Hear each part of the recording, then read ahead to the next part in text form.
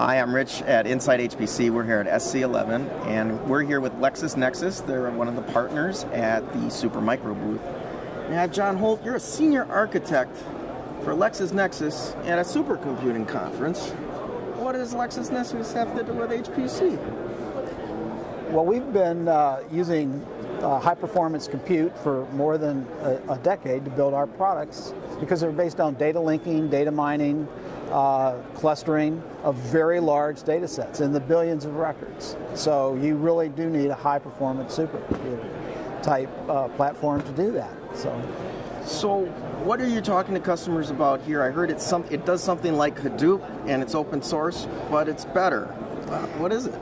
Yeah, it's an entire platform. It has a special language, ECL, that enables us to build applications very quickly and complicated applications.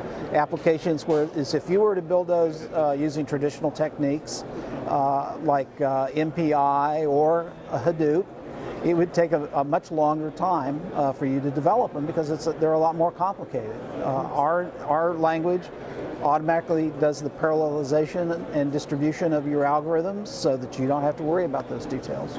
We were talking about that earlier before we turned the camera on, about doing something with MPI. That's graduate level, heavy lifting stuff. So yeah. Your software isn't like that. No, in fact, we've abstracted all of that complexity away. So you're right, you don't need to be a rocket scientist to do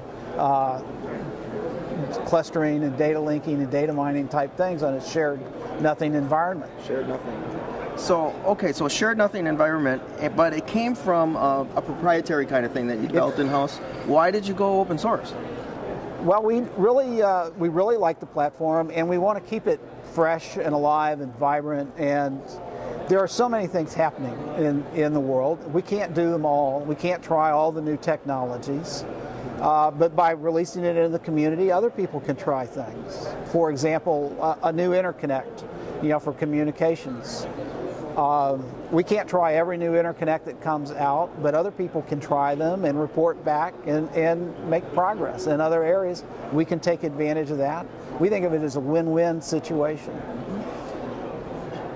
People are walking around. This is theme of this show. The thrust of it is data-intensive computing, and big data is suddenly this new thing.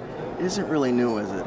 No, it's really not new. It's pretty old. It's just been really hard to do, and the new technology is helping us do it. But we've been working with billions of records for more than a decade. Terrific. So I guess kind of a wrap-up question. Why Supermicro? Why are you here in their booth this week? Well, we happen to be a good customer of Supermicro. Mm-hmm. We use more than 10,000 of their systems. We build lots of our clusters. We find the equipment to be extremely good.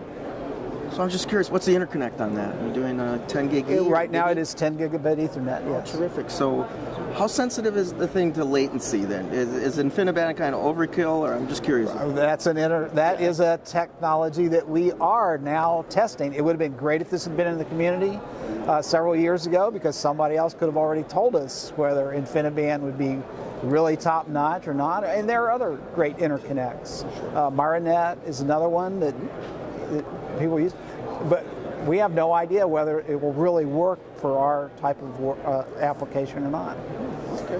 But if the community picks this technology up, this platform up, people will do that work to find out.